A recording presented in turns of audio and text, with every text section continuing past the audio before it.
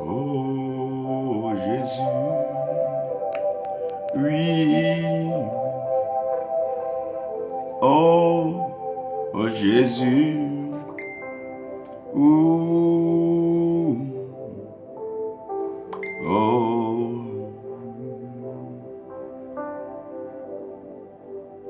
oh Jésus,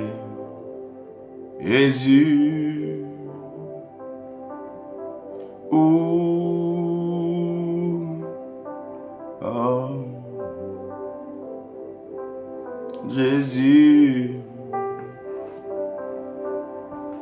Oh Seigneur, oh Jésus, merci Seigneur, merci Éternel, merci notre Dieu, notre Père, merci Roi de gloire, Dieu éternel, Dieu créateur. Merci, agneau de Dieu, pour ta grâce. Nous te célébrons en ce jour et nous croyons pleinement en ta fidélité. Nous savons que tes promesses nous rassurent dans ces temps difficiles, dans ce monde si perturbé, tumultueux, et nous assistons à l'une des brutalités impensable, l'animosité ayant atteint son pic. Mais nous avons la joie, nous gardons notre paix, notre sérénité, car ta promesse est vraie.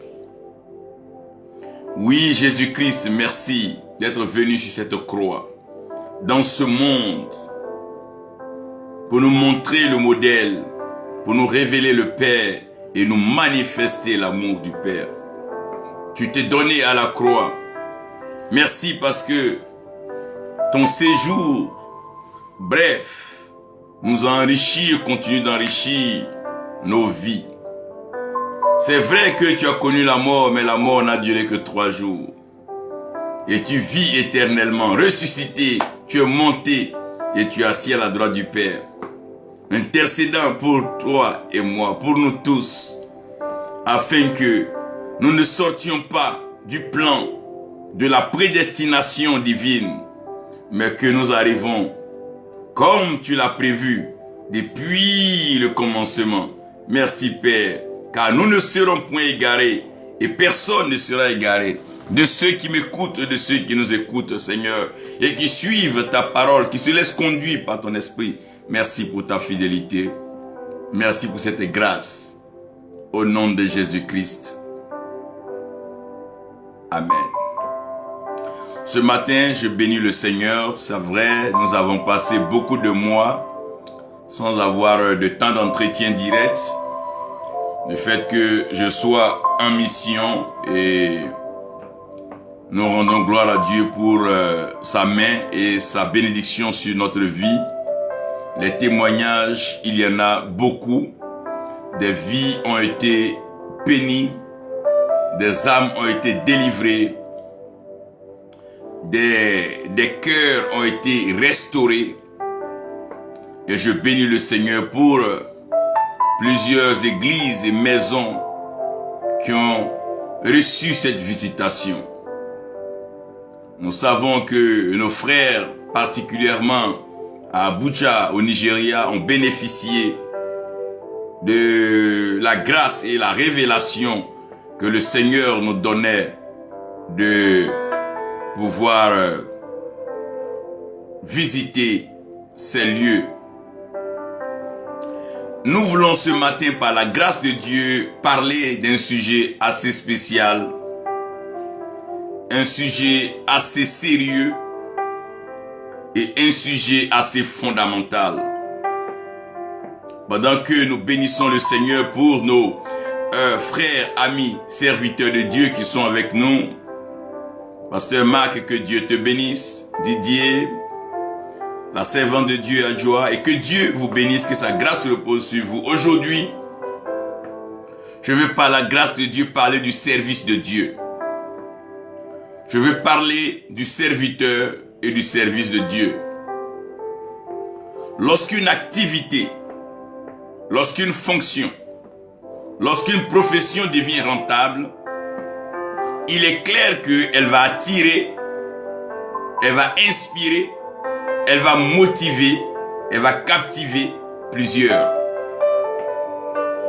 Sinon, quand cette activité, cette fonction est à risque, au risque de la vie, et qu'elle n'est pas rentable du point de vue financier, matériel, cette activité est négligée, elle est abandonnée, elle n'est pas souhaitée et elle devient indésirable. Parlant du service de Dieu, je me dois donc de présenter ici la situation. Il fut des temps où le service de Dieu était la chose la moins considérée, la chose la moins acceptée et la chose la moins reçue. Allons même voir aux années 80-90, pour ne pas donc rester dans la fourchette depuis les temps de l'église primitive jusqu'à cela. Il était difficile, compliqué, voire même impossible de voir un serviteur de Dieu. Le Seigneur était obligé de convaincre ses appelés, ses oints, par des démonstrations de puissance. Il était obligé de leur accorder un témoignage particulier. En remuant ciel et terre, touchant éléments, ça et là, feu, terre, vent, eau, afin que ce dernier puisse dire oui au service de Dieu. Le service de Dieu était sélectif. Et c'était Dieu lui-même qui choisissait. Car il y avait un risque criard. Bien que le besoin de salut était là et que l'humanité était endormie dans le péché. Mais qui allait partir? Je ne saurais dire cela sans paraphraser Esaïe, où le Seigneur posait la question: qui enverrai-je? Qui ira pour nous? Qui marchera? Qui annoncera à ce peuple la parole du salut? Qui prêchera l'évangile du salut? Il y avait un silence total jusqu'à ce qu'il réponde: le Seigneur, me voici, je vais pour faire ta volonté. En d'autres termes, le service de Dieu consiste en faire la volonté de Dieu. Et c'était une chose rare, parce que ça n'accordait pas l'acclamation. Le serviteur de Dieu n'était pas acclamé. Il n'était pas vêtu. Il ne se nourrissait pas bien. Nous avons le témoignage de Jean, qui se nourrissait donc de miel et de sauterelles sauvages. Quel menu pour un serviteur si honoré que Jean, celui qui baptise et qui baptise le Seigneur jusqu'à ce que le ciel s'ouvre au-dessus de sa tête. Le service de Dieu était à risque. C'était un service difficile, une activité à ne pas souhaiter à ton enfant. Car c'est de cachette en cachette, de fuite en fuite, d'exil en exode que les serviteurs de Dieu vivaient en ce moment. Car traqués par leurs proches, abandonnés de leur famille, oubliés de leur nation, même pas considérés par leurs proches, leurs conjoints, leurs amis et même leurs enfants, ces serviteurs devaient se cacher, raser les murs, fuir dans les brousses et les forêts pour entendre le confort de Dieu. Oh, c'était beau. Ce temps-là était merveilleux. Ils n'étaient pas nombreux, mais ils étaient efficaces. Ils n'étaient pas beaucoup, mais ils parlaient de Dieu. Ils ne savaient pas parler d'eux-mêmes. Ils n'avaient pas de titre. Ils n'avaient pas tout ce que nous voyons aujourd'hui. Ils n'avaient pas ces voitures, ces cathédrales. Ils n'avaient pas ces basiliques. Mais ils prêchaient avec amour. Ils étaient passionnés. Ils aimaient le Seigneur. Car ils avaient déjà donné leur vie à celui qui les a appelés. Oh, qu'il est beau. Qu'ils sont beaux les pieds de ceux qui annoncent la bonne nouvelle. Il y a eu ce temps merveilleux, ce temps de souvenirs dont les mémoires nous reviennent par la lecture. Depuis la Genèse, en flirtant ici avec Ruth, en côtoyant Samuel pour entrer dans l'histoire d'Israël en parcourant progressivement les prophètes dans Ésaïe, Jérémie. Oh non, je me retrouve quand Ézéchiel t'explique son appel, sa consécration, et lorsqu'il est ordonné au service de l'Éternel. J'ai voulu dire que c'était Ézéchiel seul. Laissez-moi parler ici de Sophonie, de Malachie, de Joël, celui-là même, qui se laisse emporter et abandonner, même pendant que les hommes ne l'écoutaient pas. Il parlait de Dieu. Il dit dans les derniers temps. Dans les derniers temps, Joël. Je voulais même dire ici que Amos, berger à Tekoa, était disposé à préparer le peuple à la rencontre de son Dieu, annonçant et soutenant que Dieu ne fait rien sans révéler le secret à ses serviteurs, les prophètes. Que dirons-nous donc de Jonas, qui même dans le ventre du poisson, à Horiska, pria l'Éternel son Dieu? Ai-je oublié Osée qui s'abandonna lui-même sous les ordres de l'Éternel et s'amouracha d'une prostituée, comme pour dire, cette grâce ne trie personne. Oh, ils ont prêché, ils ont enseigné, ils ont partagé la parole, la pensée de Dieu. Ils ont guidé les peuples. Oh, que dirons-nous de Daniel? Oui, Seigneur, Michée. Ils ont servi le Seigneur.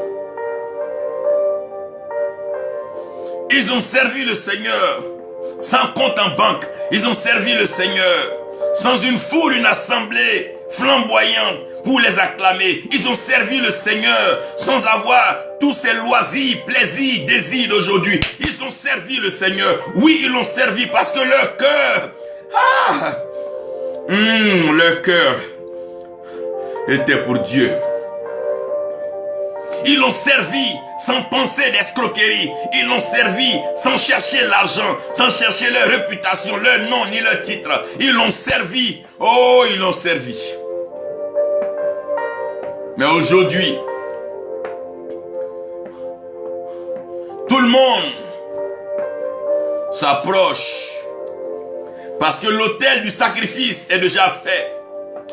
Et maintenant, le trône royal est installé. Chacun veut venir jouir de la royauté sans avoir été sacrifié, sans s'être donné, sans s'être livré au Seigneur. Chacun rentre dans le temple, oubliant que c'est un lieu sacré. Ça ment pendant le témoignage. Ça courtise ça et là. Ça fomente des plans machiavéliques, diaboliques. Jusqu'à des anarques, des escroqueries, des organisations de culte d'argent, de culte de personnes entrent dans ce lieu-là. Oh mon Dieu, sacrilège. Alors il va falloir ici maintenant que nous rapprochons ce service de Dieu. Qu'est-ce que ce service est devenu? Jusqu'au point où les serviteurs sont déshonorés, la Bible est abandonnée, la pensée de Dieu oubliée. Chacun récite ce que son ventre lui demande. Ventre affamé, oh, n'a point d'oreille, et celui qui n'a pas d'oreille, comment entendra la voix de Dieu pour partager l'évangile? Tout le monde pense à son ventre. Jusqu'au point où il y a des serviteurs qui sont adonnés, liés à la politique et à des pratiques sataniques pour de l'argent, des rites et des rituels. Oui. Il va falloir alors restaurer l'ordre du sacrifice. L'ordre du sacrificateur et le service qui est indispensable à l'élévation, à l'établissement. Nous devons servir, oui servir, mais servir qui et comment? Chacun se sert, ça et là. On voit les photos, les noms des hommes sur les temples, ça leur appartient maintenant. Et le Dieu même du ciel est oublié. Alors, ben, il faut qu'on en parle. Il faut qu'on en parle là. C'est pas une question de fidèles. Non. Entre nous, revoyons-nous. Mettons un miroir devant nous et regardons-nous. Mirons-nous à nouveau. Sommes-nous à la hauteur, à la tâche? Sinon, repentons-nous. Car la pente est mauvaise. Le virage est dangereux. Nous sommes en train de conduire aveuglément le peuple à la mort, à la perdition, à l'abattoir. Quand est-ce que nous allons nous repentir et ramener le peuple sur le chemin de Dieu? serviteurs de Dieu. Hier, on les cherchait, il n'y en avait pas. Parce qu'ils étaient en tapette, d'autres pieds nus, mal vêtus, chassés. D'autres puaient car ils n'avaient même pas de l'eau pour se laver, pour dire des lotions pour embaumer leur corps. Ils sentaient. Il n'y avait personne pour les approcher. Personne pour les célébrer. Il n'y avait personne pour les élever. Il n'y avait personne pour dire leur nom. Il n'y avait pas d'internet pour qu'ils soient vus. Ils étaient cachés malgré les miracles. Il fallait des récits.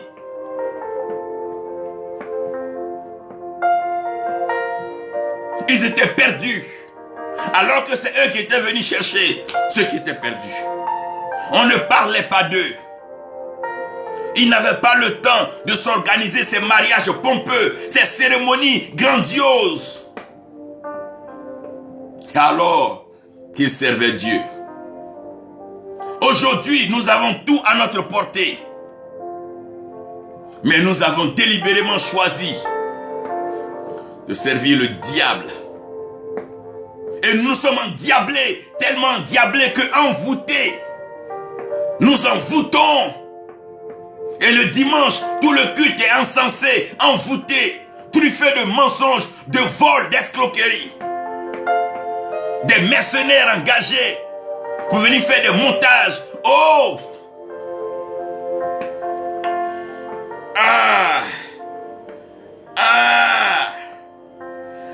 Ah! Il faut que j'explique ici le service de Dieu. Parce que dans cette mêlée, dans cette foule, il y en a de vrais qui le servent. Dans toute cette cacophonie, dans ce bruit, dans ce désordre, dans ce tohu-bohu. Oui, il y en a des voix distinguées, des voix autorisées, des pensées pures, authentiques et originales qui révèlent la voix de Dieu, qui enseignent le chemin du salut. Qui prêche le Christ, oui, Jésus-Christ ressuscité. Qui prêche l'agneau, oui, l'agneau crucifié. Qui prêche la Pentecôte, le Saint-Esprit, l'effusion de la puissance de Dieu. Oui, qui prêche la résurrection des morts et qui prêche le royaume des cieux. Ceux-ci prêchent le retour imminent de Jésus-Christ. Ceux-ci prêchent l'enlèvement. Ceux-ci préparent l'église. Parlent au peuple de laver leurs vêtements dans le sang de l'agneau par la repentance, la confession sincère et de se détourner de tout mal. Oui, il y en a et vous êtes salués. Vous êtes célébrés, vous êtes honorés. Oui, de là-haut, le Père vous célèbre. Et quelque part, dans les confins de la terre, dans les entrailles, le sein d'Abraham, les élus vous célèbrent. Oui, Moïse acclame pour vous, parce que vous êtes sur le droit chemin. Persévérez, continuez. Ne vous laissez pas distraire par l'argent, la célébrité et tout ce qui brille. Qu'est-ce que l'homme fera de son âme lorsqu'il aurait gagné tout ce semblant de luxe? Il y a des serviteurs. Je ne peux pas les compter. Je ne peux pas dire qu'ils sont beaucoup ou peu. Mais j'en suis sûr, il y en a toujours. Il y a toujours un reste qui pense au réveil spirituel, disposé à prêcher l'évangile du réveil, préparer les cœurs à rentrer dans la grâce de l'Éternel. Il y en a. Ils sont là. Ils sont là. Ils sont là. Nous entendons quelque part le son de leur voix. Ils sont là. Oui, ils sont là. Ils sont là. Ils sont là. Qui sont-ils? C'est toi, c'est moi. Ils sont là. Qui sont-ils? C'est vous. C'est nous tous qui avons encore cette pensée que l'Éternel est bon, qu'il faut le célébrer avec un cœur pur. Il faut l'adorer avec un cœur merveilleux. Il faut arriver à se déverser devant son trône et lui dire: Seigneur, me voici, tel que je suis, prends-moi. Engage-moi dans la moisson, car elle est grande, mais il y a peu d'ouvriers. Merci Seigneur. Contrairement au passé, où Dieu appelait Mais aujourd'hui, les gens s'appellent, ça s'invite et ça s'émissie dans l'affaire. Chacun veut participer à un culte regardant à l'offrande, à l'heure des dîmes et au partage. Oh mon Dieu. et c'est des braquages maintenant, organisés dans l'église, dans le temple le dimanche, pour maquiller cette cupidité.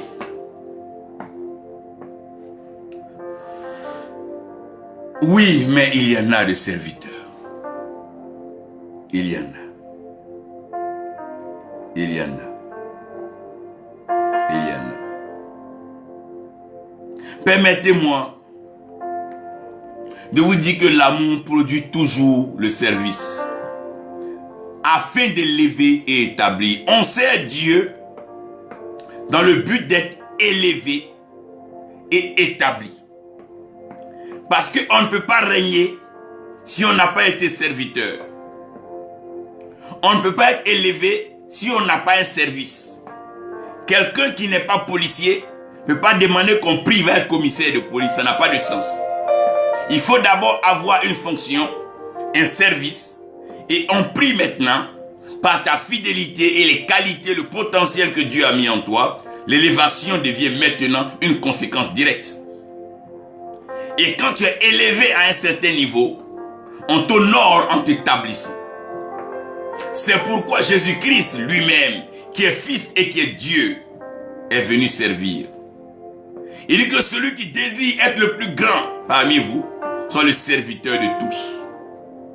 C'est vous dire que personne ne peut se déjouer, ne peut se dérober du service et aspirer à une élévation ou un établissement. C'est utopique et c'est un rêve. Mais vous devez comprendre que c'est l'amour qui produit le service. Et le thème du message que je veux partager, c'est le mystère du service. Vous savez, le service, il est mystérieux en lui-même. il y a un mystère. Et c'est le mystère du service qui fait la beauté du service.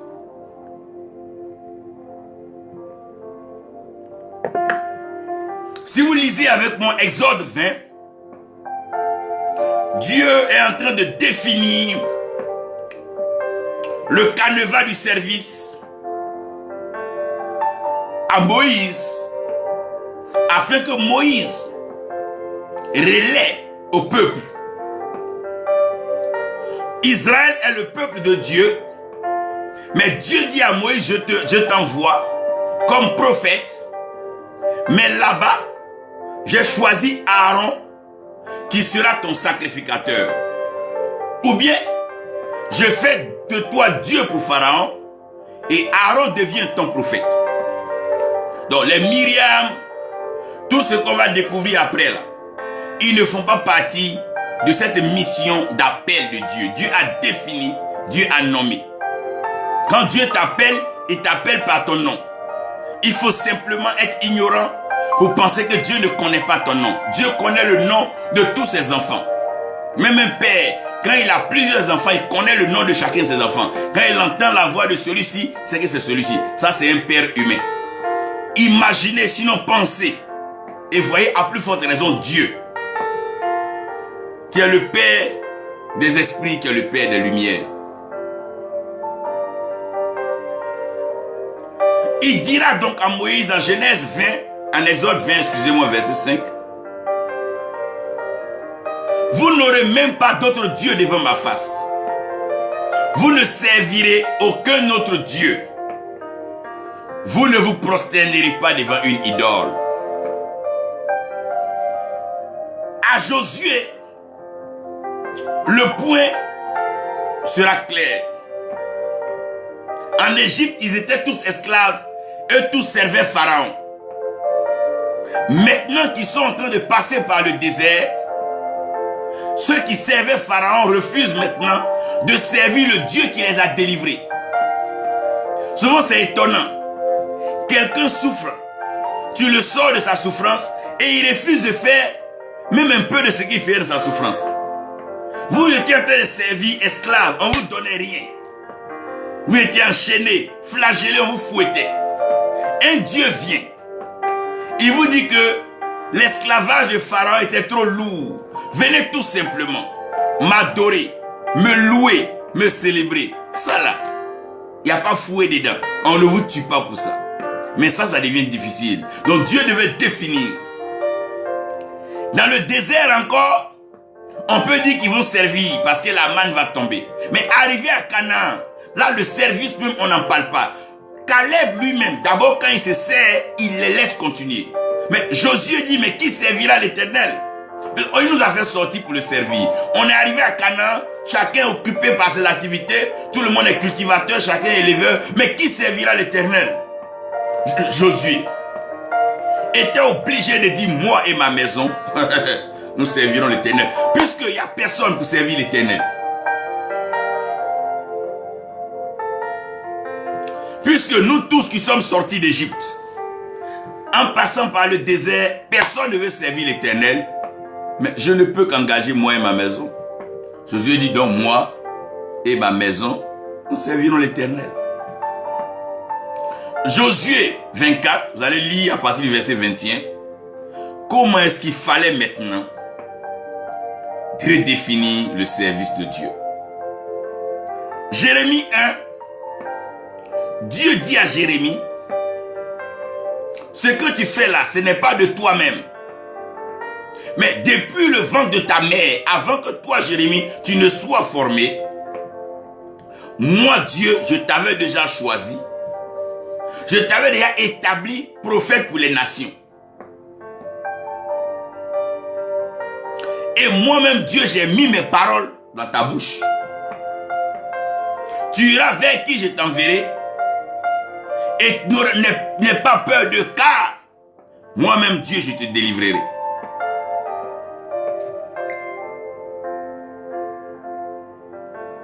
Matthieu 6, au verset 24, le Seigneur définit que nul ne peut servir deux maîtres. Donc le service ne doit pas être dual. Le service doit pas être à double pensée. Ou bien tu sers Dieu, ou tu sers maman.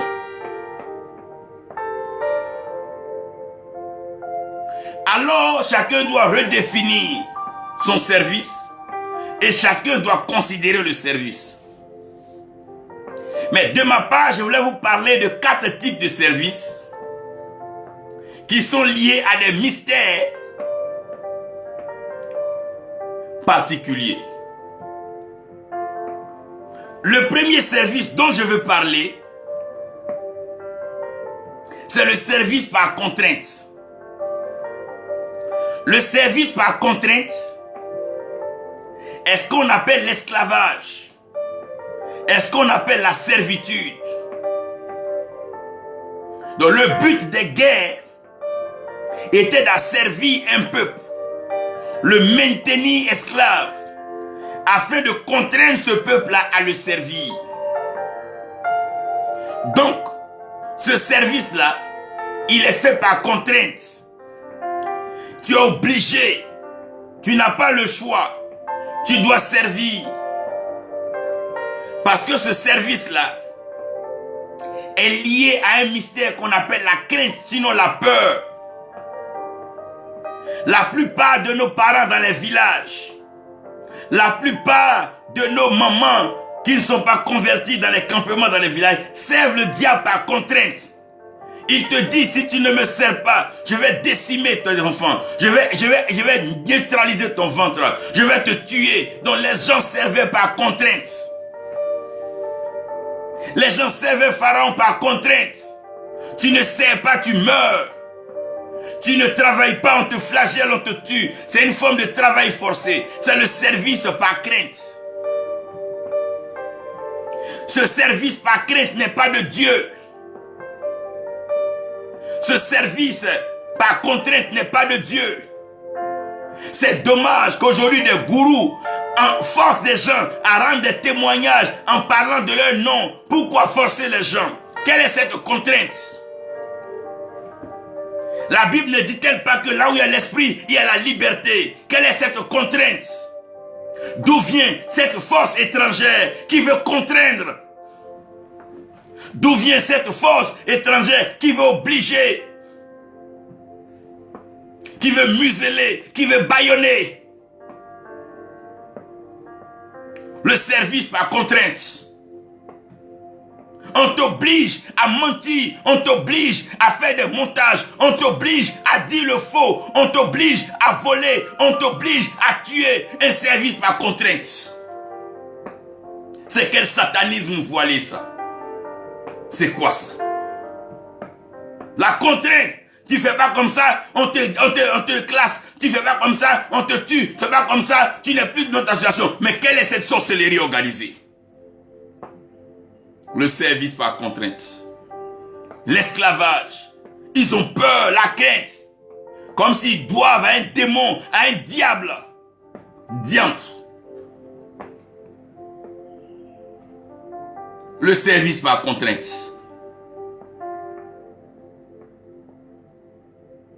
Le service par contrainte. Ça, c'est chez les pharaons. On t'oblige. Tu n'as pas de repos. On t'oblige, on te donne les mots. On te donne les paroles. Fais comme ça, fais comme ci, tourne ici, tourne là. Mais c'est quoi vers la fin? Tu es Dieu? C'est toi Dieu? Tu as créé qui? Tu as créé quoi? Attention. Attention. Attention. Attention. Le service par contrainte. Sortez de tous les services par contrainte. Ce qui ne veut pas vous donner, Dieu vous donnera. Ce qui refuse de faire pour vous, Dieu le fera. Des services par contrainte. On te force, tu dois manger, tu dois gêner, tu dois t'habiller comme ça. Mais quel est ce service diantre? Quel est ce satanisme déguisé? On t'oblige. Le service par contrainte. On t'oblige à donner ton argent. On t'oblige à donner tes enfants. On t'oblige à aller préparer pour eux. On t'oblige par contrainte. Tu es contraint, tu es lié, tu es attaché. C'est quoi ça? C'est quoi ça? C'est quoi ça? C'est quoi ça? Ça là, c'est quoi? On appelle ça comment? Le service par contrainte. Malheureusement, les gens aiment qu'on les contraigne. Les gens aiment ça, la contrainte. Ils préfèrent aller chez ceux qui vont les malmener, ceux qui vont les flageller, les fouetter, les piétiner, les injurier en public. Ils aiment ça. Ils aiment être humiliés, foulés aux pieds. Ils préfèrent ça. Là où on les injurie, là où on leur manque de respect, là où on ne les considère pas. Là où un petit garçon les appelle ma fille et il abuse d'elle, il insulte leur mari devant elle, elle préfère ça. Il préfère ça. Comment on peut être aussi maso? C'est quelle spiritualité ça? Même la religion elle-même, qui est l'opium du peuple, à un certain moment, laisse des mages. Quelle est cette contrainte? Tu as peur de quoi? Tu as peur de qui? La peur n'est pas de Dieu.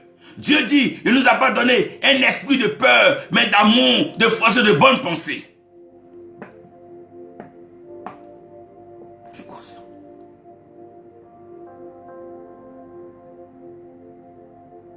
Tu as peur quand on dit non, le vieux arrive. Arrive. On dirait un film, un monstre. Dans une mystification bizarre. Avec les cheveux. Jean Nebuchadnezzar. Avec un regard pharaonique et tyrannique. Et qui arrive comme un monstre. Toi tu effraies les brebis. Les brebis n'ont qu'à avoir confiance en qui? Si le diable les effraie, toi tu les effraies. En quoi est-ce que vous êtes différents? Laissez les gens aller là. Laissez sortir le peuple là. laissez les gens aller. Vous leur apportez quoi? La guérison, ça vient de vous. Les miracles, ça vient de vous. La provision, ça vient de vous. La délivrance, ça vient de vous. Arrêtez de vous prendre pour Dieu, merde. Quel service? Par contrainte. C'est quoi ça? Évitez le service par contrainte. Le temps ne me donnera pas de peser encore lourd sur ce côté. Mais vous avez compris que le service par contrainte est lié à un mystère qu'on appelle la crainte. Ils mettent une crainte. Tu fais ça, tu vas mourir. Tu fais pas ça, tu vas mourir. Tu fais comme ça, voilà ce qui va t'arriver. Si tu ne regardes pas l'homme de Dieu, voilà, un malheur va t'arriver. S'il marche pas sur ta tête, tu vas mourir. Mais c'est quoi ça? Il n'y a que la mort là-bas. On ne voit que le diable là-bas. On ne voit que la famille qui veut te tuer. On ne voit que la mort là-bas. Mais quel est ce lieu où un Dieu vivant? Ah, my God!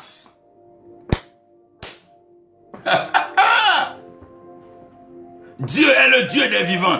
David dit quelque part que son âme bénit l'Éternel. Et c'est l'âme qui vit qui bénit l'Éternel. Que tout ce qui respire loue l'Éternel. Alors que ce qui respire vit. Continuez de suivre des bourreaux, des menteurs, des faux. Vous serez obligé de servir par contrainte. Mais si vous avez reçu l'esprit, là où il y a l'esprit, il y a la liberté. Laissez-vous conduire. Après le service par contrainte, il y a le service par intérêt.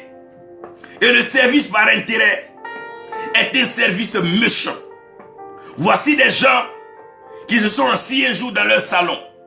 Ils ont réfléchi qu'ils n'ont plus d'activité. Mais qu'à côté, voilà une église qui apporte de l'argent. Le pasteur commence à bien manger. Il commence à gagner un embonpoint.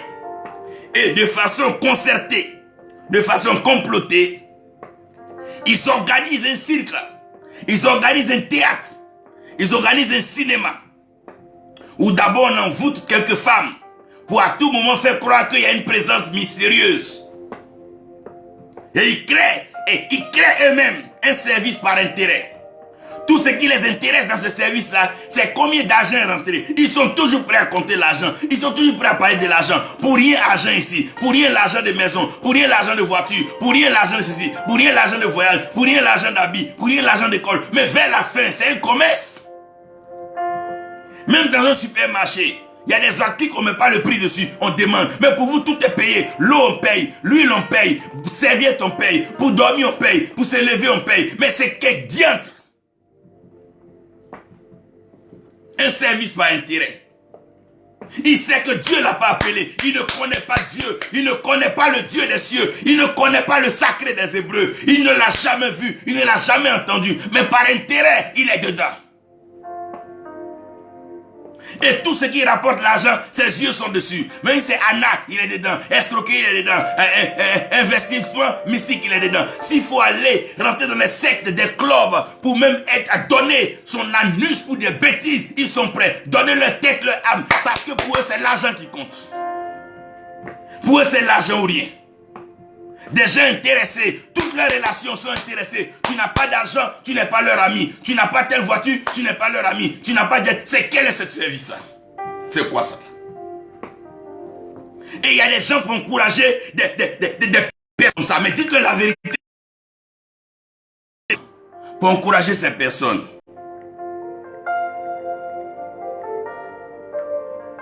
Mais c'est pas normal. C'est pas normal. Il y a des gens pour encourager, des gens qui sont intéressés dans le service. Tout ce qu'ils font pour Dieu, c'est l'argent qui les intéresse. Quand ils apprennent qu'il y a de l'argent dans un pays, Dieu leur a donné une mission là-bas. Quand ils apprennent qu'il y a un riche qui est là, Dieu leur a donné une prophétie. Mais quels sont ces gens-là? Un service par intérêt. Quand ils voient une jeune femme qui a un peu d'argent dans l'église, Dieu m'a dit tu es ma femme. Toi, partout où il y a l'argent, Dieu te parle. Mais qui es-tu diantre? Serviteur intéressé. Dieu ne l'intéresse pas, comme Judas. À peine on fait du bien à Jésus, non, on peut donner aux pauvres. Mais Judas, n'y a-t-il pas de pauvres dans ta famille? Et la quête que tu as depuis, à qui as-tu donné? Et que la Bible n'a pas mentionné. Ah, de grâce. Des serviteurs intéressés. Certains viennent à l'église juste pour abuser des femmes, pour avoir accès aux femmes. Il ne s'est pas dragué. Il vient se cacher derrière la Bible. Dieu m'a dit, tu es ma femme, on va prier ensemble, n'importe quoi. Intéressé. Dieu m'a dit, ta voiture là, j'ai vu un serpent dessus, il faut me donner. Regardez-moi des bêtises comme ça. J'ai rêvé, j'ai vu des démons dans ta maison. Dieu dit, il faut quitter, il prendre ta maison. Toi, Dieu ne te montre pas le ciel. Il ne te montre pas le royaume des cieux. Ce n'est que le matériel de la terre. Quel est ce Dieu-là? Quel est ce Dieu qui est au ciel, qui ne fait que montrer le matériel qui est sur la terre? Un serviteur intéressé. Quand il apprend qu'il y a une association où les pasteurs ont un peu d'argent dedans, il vient dedans. Et quand il vient, c'est lui qui ment. J'étais là, je dormais, j'ai fait un rêve. Ils mentent toujours. C'est eux qui rêvent. C'est à eux que Dieu parle. Mais Dieu ne te parle pas de Jésus qui arrive bientôt. Jésus qui arrive comme ça là. Toi, tu ne vois pas. C'est club, association. Mangeur de dames, buveur de sang la nuit. C'est ça qui t'intéresse? Des vampires. C'est quoi ça? Quand tu es en leur compagnie, ils te parleront de l'argent, leur voyage, leur compte en banque. Jamais ils ne te parleront d'un verset. Ils ne te sortiront pas une portion de l'écriture pour te faire sortir, lui, la révélation. Ça ne les intéresse pas. Si c'est pas l'argent, c'est luxe. Non, j'ai organisé le mariage de ma femme avec tel milliard. Mais on s'en fout de ça. On s'en fout de ça. C'est trop sérieux, cette affaire. Le Seigneur est mort, son sang a coulé. C'est trop sérieux. Épargne-nous tes bêtises. Épargne-nous tes bêtises. On n'a que ça à faire. Mais alors va à la banque, alors va travailler à la banque. Ou bien va te créer une banque. Serviteur intéressé. La Bible ne l'a jamais intéressé. Mais tout ce que les fidèles ont dans leurs mains. Quand ils voient qu'un fidèle a gardé une nouvelle voiture, à la fin du culte, c'est lui qui va le recevoir. Pourquoi tu es comme ça? Les malades sont devant toi, ils meurent. Mais quand il y a un peu d'argent, on te dit même pas qu'il est malade, tu vas à la pizza me le voir. C'est quoi ça? Comme ça, quand il va mourir, il va te laisser ses biens. Non, tu as... Mais c'est quoi ça?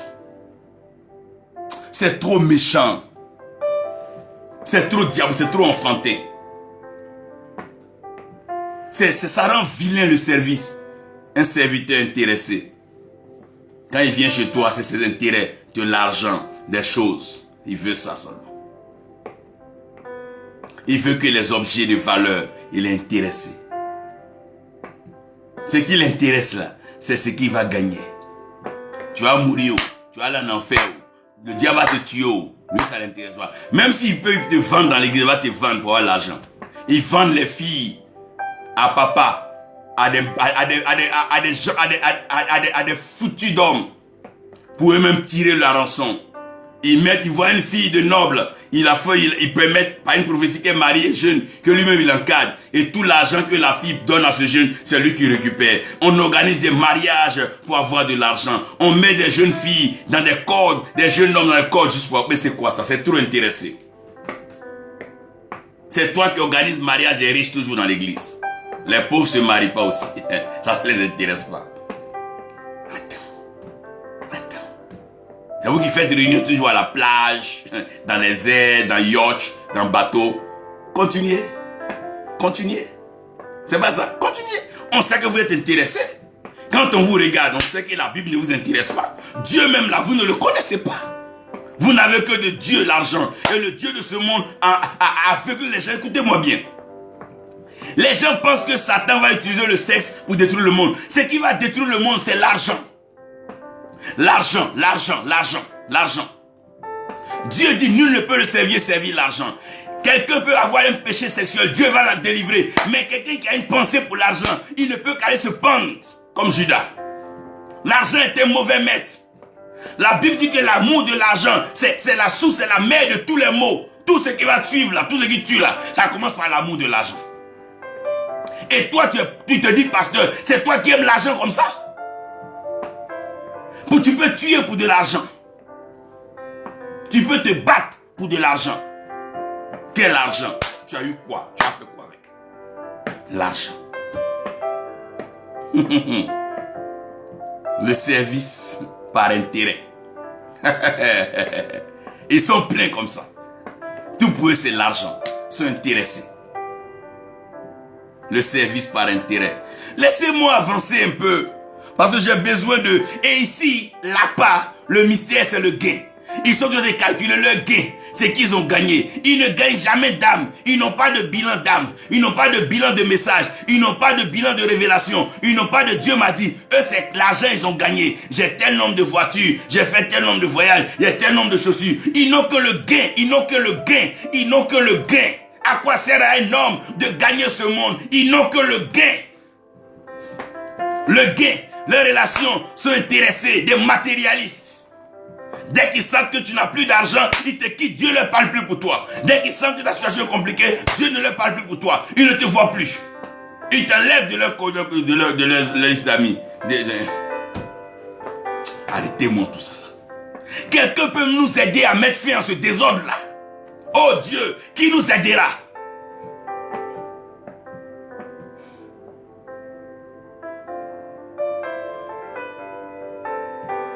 Ici, laissez-moi aborder le troisième type de service. C'est un service bon, mais à la fois dangereux. Ce service-là, il n'est pas par contrainte. Il n'est pas par intérêt. Mais c'est un service par reconnaissance. Et ici, plusieurs ont commis de grandes erreurs. Ce n'est pas forcément parce que Dieu t'a guéri que Dieu t'a donné une mission d'aller guérir. Non, non, non, non. Ce n'est pas forcément parce que Dieu t'a délivré qu'il t'a donné une mission d'aller délivrer. Non, non, non, non.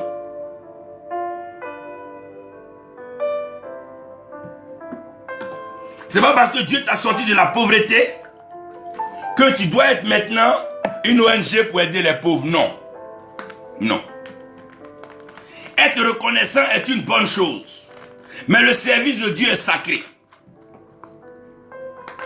Non, comme j'étais dans la prostitution, Dieu m'a enlevé, donc je veux être prophétesse. Non, non, non, c'est pas comme ça. Tu as une bonne intention. Tu veux même bien faire. Tu n'es pas ingrat. Mais attention, le service par reconnaissance est dangereux par moment. Ce n'est pas parce que Dieu t'a épargné d'un accident, tu n'es pas mort, que le lendemain tu deviens pasteur, tu rends témoignage de ressuscité miraculeux. Non. Non. C'est pas parce que Dieu a envoyé un pasteur, il a délivré ton âme que tu dois forcément le suivre. Non. C'est pas parce que Dieu a utilisé un prophète pour te mettre sur le chemin du bonheur que tu dois forcément être dans son église. Non. C'est par reconnaissance. Le service par reconnaissance. C'est pas parce qu'une femme t'a fait un bon repas, tu as mangé, et que tu n'es pas mort que tu vas la marier. Non. Non. Non. Le service par reconnaissance. Plusieurs personnes viennent à l'église. Elles rendent leur témoignage. Elles disent, comme Dieu m'a sauvé de ceci, donc j'ai décidé de servir Dieu. Non, tu ne décides pas de servir Dieu. Tu décides de donner ta vie à Dieu, je suis d'accord. Mais c'est Dieu qui appelle ses serviteurs. Non, comme il a réussi dans le monde, il chantait. Dieu l'a sauvé, il doit être chanté. Ce n'est pas comme ça. Ne mélangez pas les choses. Ne créons pas un désordre inutile qui ne nous arrangera pas. Non. Joseph était charpentier. Quand Dieu les a épargnés, ils sont revenus. Joseph n'est pas devenu pasteur. Il a continué. Mais pourquoi? Pourquoi quand quelqu'un rencontre un jour un pasteur, mais pourquoi quand un médecin soigne un malade et le malade ne devient pas médecin? C'est une fonction, c'est une profession, on ne fait pas comme ça.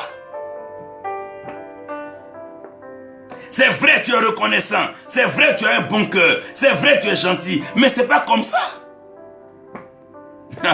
Donc si Dieu t'a sauvé de l'eau, tu as devenu même maître nageur.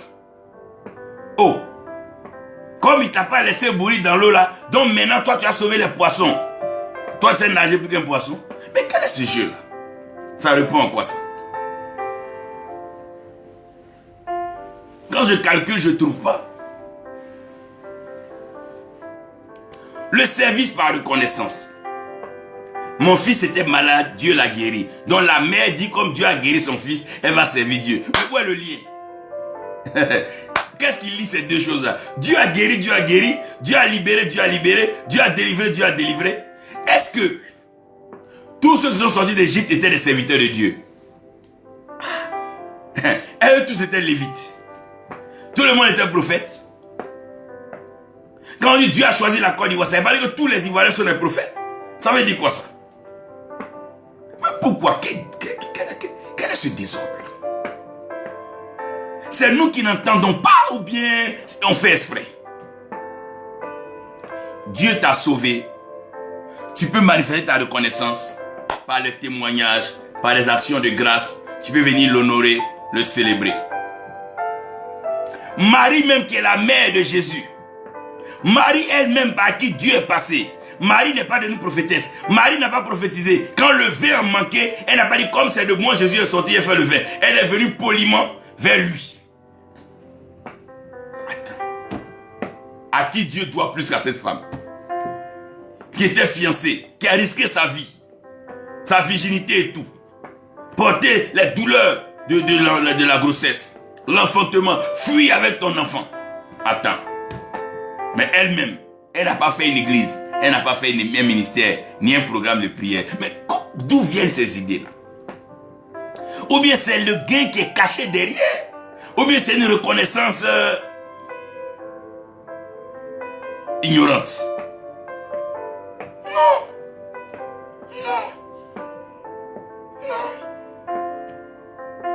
Même si un Libanais a fait du bien à ton enfant, il peut donner le nom du Libanais à ses enfants, mais l'enfant ne devient pas Libanais.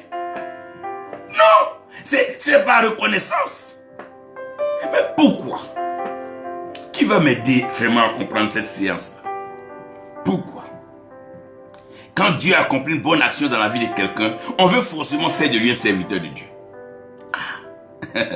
Quelqu'un a fait un accident, n'est pas mort. Il dit non, si Dieu l'a préservé, c'est pour le servir. Mais il y a plusieurs comme ça qui disent que Dieu sort des accidents depuis toujours. Mais ils sont là.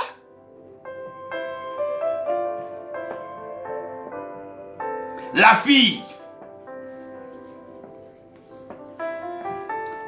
de 12 ans de Jairus, qui était décédée, quand elle est revenue à la vie, on n'a jamais dit qu'elle était prophétesse dans le temps, ou bien qu'elle servait Dieu.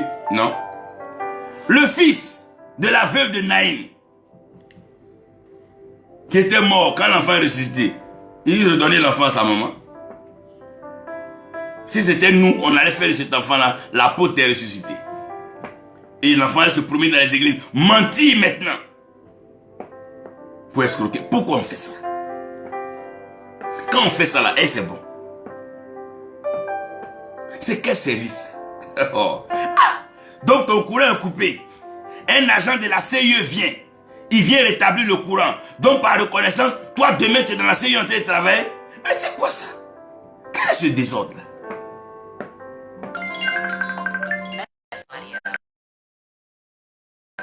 Vous devez comprendre ici que par reconnaissance, on peut servir Dieu, rien zaché. Par reconnaissance, il a remboursé. Mais il n'est pas allé servir Dieu. Pendant que le salut est rentré chez lui. Et lui aussi, le fils d'Abraham. Mais il a donné. Est-ce parce que Dieu a enrichi quelqu'un dans l'église qui doit être maintenant pasteur ou prophète ou apôtre? Quel est ce désordre? Parce que tu as eu l'argent, tu organises des séminaires d'argent, tu es maintenant le prophète de la prospérité. Quelle est cette bêtise ça? Ça vient d'où? C'est vrai, ce service-là est lié à que j'ai une dette. Je dois à Dieu. Je dois beaucoup à Dieu. Tu n'es pas le seul à devoir à Dieu. Toute la création doit au Créateur.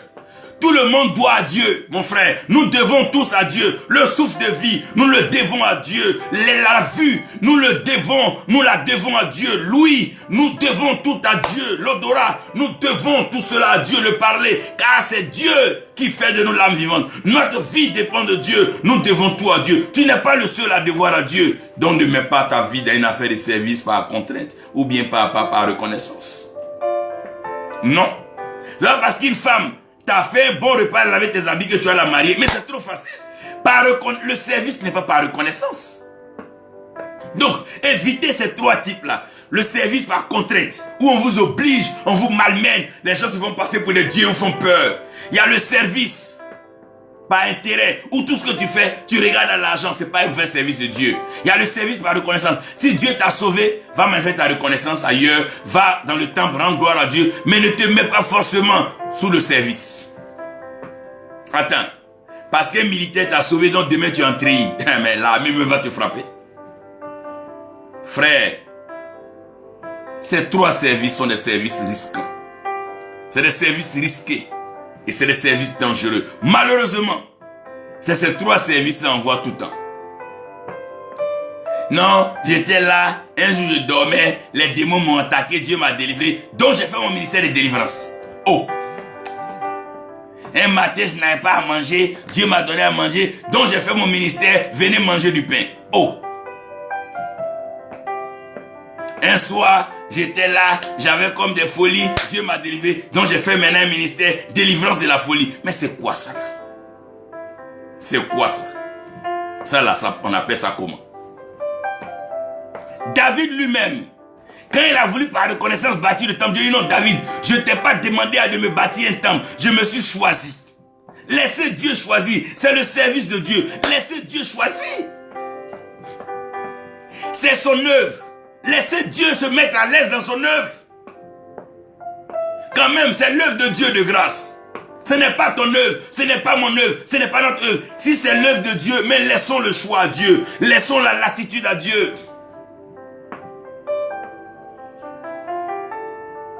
Laissons Dieu apprécier son œuvre.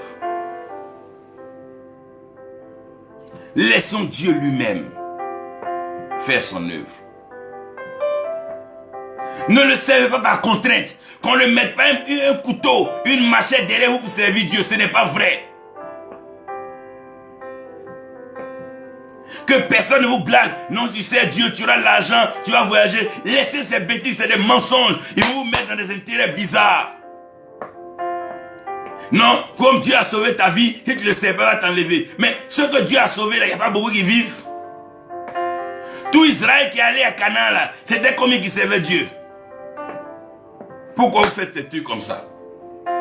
Vous avez transformé tous les riches en serviteurs de Dieu dans vos temples. Maintenant, ils ne travaillent plus. Et c'est l'escroquerie maintenant. Des placements d'argent, des vols à ne pas en finir. Des hommes intéressés. Dieu connaît ses serviteurs. Et les serviteurs connaissent leur maître. De tout Israël, il a appelé 12 apôtres. Il pouvait appeler 1000, 1 million, mais il a appelé 12. Et les 12 là répondaient à un critère spécial parce qu'il connaît son service.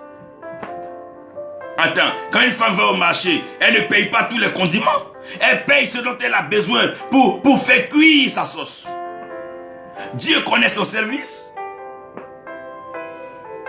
Laissez Dieu de grâce appeler. C'est Dieu qui choisit. Il dit, mais il y a beaucoup d'appelés. Mais il y a très peu de choisis de lui. Donc, ne forcez pas les gens. Ne vous forcez pas. Avant de se forcer, ils sont allés porter des bagues magiques. Aller faire la sorcellerie. Est-ce que tu es obligé? On t'a obligé. À aller faire fétiche pour servir Dieu. Oh, tu n'as même pas honte. On te force. Tu es obligé de voir un miracle. Hein? Menteur. Et ça, si tu ne te répands pas, tu vas payer.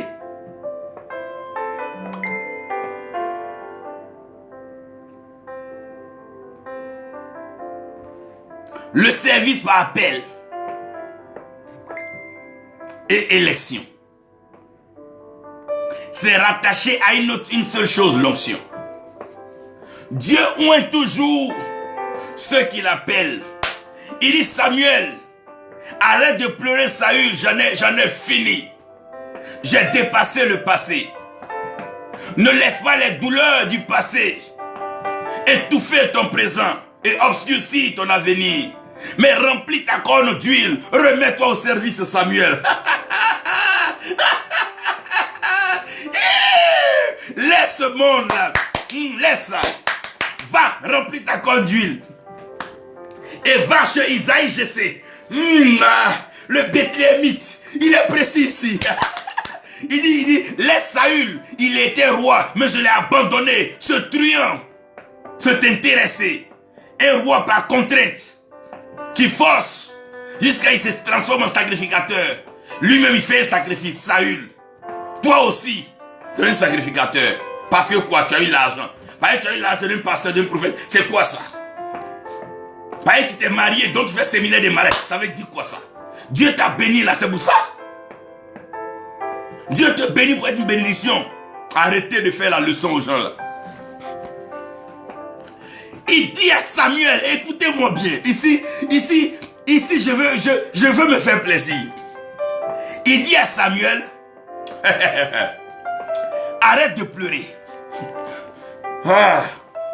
Mon frère, ma soeur, arrêtez de pleurer. Il y a de vrais serviteurs, oués par Dieu, qui ont encore un dépôt, qui ont cette onction, qui ont cette approbation de Dieu. Il y a des serviteurs de Dieu, c'est des libérateurs. Ils apporteront la délivrance de salut au peuple. Ils prêcheront le royaume dans sa plénitude. Il y en a encore. Ainsi parle l'Éternel, Dieu d'Israël. Samuel, arrête de pleurer. On t'a escroqué, on t'a vidé, on a abusé de toi. Arrête de pleurer. On t'a mis dans une fausse relation. Arrête de pleurer. On t'a trahi, on t'a trompé. Arrête de pleurer. Samuel. Arrête de pleurer, Saül. C'est un passé. Dieu va dépasser plusieurs faux serviteurs. Les hommes par contrainte, le service par contrainte sera dépassé. Le service par intérêt sera dépassé. Le service par reconnaissance sera dépassé. On arrivera au temps du service authentique. Ce que Dieu a oint. Oh! Il les a oints. Il les a oints. Il y en a. Il les a oints. Daniel était oint. Oh, Jacob était oint. Il les a oints. Esaïe était oint. Ézéchiel était oint. Oui, il les a oints. Il les cherchait. Il les a trouvés. Il les a oints. Oh, Jérémie était oint. Oui, il les a oints. Il les a trouvés et il les a oints. Oui, ils sont différents. Il les a oints. Ils ne sont pas des hommes qui vont te contraindre. Il les a oints. L'onction est véritable. Elle ne contraint personne. Elle vient de Dieu. Dans la liberté, elle agit. Oh, il les a oints. Ce ne sont pas des parvenus. Ce ne sont pas des parachutés. Non, ils n'ont pas été fabriqués par les clubs, les associations, les groupes. Il les a oints. Il les a oints. Depuis le ventre de leur mère, il les a oints. Que le monde sache que très bientôt, la révélation des fils de Dieu, la Bible dit que la création tout entière attend avec un ardent désir la révélation des fils de Dieu. Il les a oints. Ceux-là, il les a oints. Ils ne sont pas sur la terre de par leur propre chef. Non, non, non, non. Il les a oints. Ils sont des lumières, des étoiles qui marchent sur la terre. Il les a oints comme le Dieu qui est dans le ciel, qui a marché sur la terre, Jésus-Christ. Il les a oints. Christ, c'est le oint, c'est loin de Dieu. Il les a oints, oh, il les a oints. Il dit Samuel, Église, peuple, arrêtez de pleurer le passé. Arrêtez de pleurer les magiciens, les marabouts. Arrêtez de pleurer les diseurs de bonne aventure. Arrêtez de pleurer tous ces hommes-là qui vous mentent, ils vous motivent à les intérêts sataniques. Arrêtez de pleurer. Il les a oints. Il y a des oints. Oh, Dieu, il dit Samuel, arrête de pleurer. Mais c'est maintenant, Samuel. C'est là, Samuel, que je vais t'envoyer. Remplis ta corps d'huile. Renouvelle-toi. Oh, tu t'es vidé à cause du méchant. Tu t'es vidé à cause du menteur. Tu t'es vidé à cause du voleur. Mais Dieu te restaure. C'est la saison de la restauration. La plénitude s'engage maintenant en ta faveur. Paul dit car à lui habite corporellement toute la plénitude de la divinité. Il parle de Christ. Il dit Samuel. Samuel, remplis ta corne d'huile. Et quand ta corne est remplie, Samuel, tu iras à Bethléem. Quand tu arriveras à Bethléem, tu n'iras pas chez tout le monde. Tu iras chez Isaïe, je sais. Il n'est pas étranger, c'est un Bethléemite. Il est de la terre, c'est un autochtone, il est là. Tu iras chez Isaïe, je sais, le Bethléemite. Et quand tu arriveras chez Isaïe, je sais, je te montrerai celui que tu vas win. Alors, les frères de David vont défiler à tour de rôle. Oh! Et tous étaient appelés parce qu'ils sont fils d'Isaïe, je sais. Mais ils n'étaient pas choisis. Ils étaient appelés. C'est l'option qui fait la différence. C'est le choix de Dieu qui fait la distinction. Parce qu'il les a choisis. Ils bouleverseront le monde. Ils bouleverseront les nations. Parce qu'il les a choisis. Quand Samuel voulait où un Dieu dit, Samuel, arrête. Arrête. Arrête. Ne gaspille pas l'huile. Oui, la corne est pleine, mais ne la gaspille pas. On en aura besoin encore pour des générations. Car vous les hommes, vous regardez à l'apparence. Mais moi, Dieu, je poursuis l'amour. Car je suis un Dieu amoureux. Je sonde les cœurs. Je regarde dans le cœur. Tu le vois, il est grand. Il est beau. Mais son cœur est loin de moi. Ses lèvres font semblant de me louer. Mais son cœur est loin de moi. Samuel dit, je comprends. Ce n'est pas une question d'apparence. Ce n'est pas une question de groupe. Ni une question de club. C'est une question de cœur. Mais le cœur de l'homme est tortueux par-dessus tout. Qui peut le connaître? C'est alors que le discernement intervient. Il dit, Samuel, sois calme. Il y a un plus petit, le dernier, qui n'est pas même là. Parce qu'il n'a pas été convié. Il n'a pas été associé à leur cérémonie. Il n'a pas été mis dans le lot, dans le groupe. Parce qu'il n'avait pas ce que les autres avaient. Il n'avait pas l'argent pour payer. Il n'avait pas ceci. Mais c'est lui que j'ai choisi. Il sent encore l'odeur des moutons. Il est encore dans la brousse. Il n'a même pas pris de bain. Mais je le veux comme ça. Samuel, je le veux cru. Et ne t'assois même plus. Samuel, ne t'assois plus. Je le veux comme ça, cru. Je le veux original. Je le veux naturel. Pas les produits par-ci par-là. Des cheveux par-ci par-là.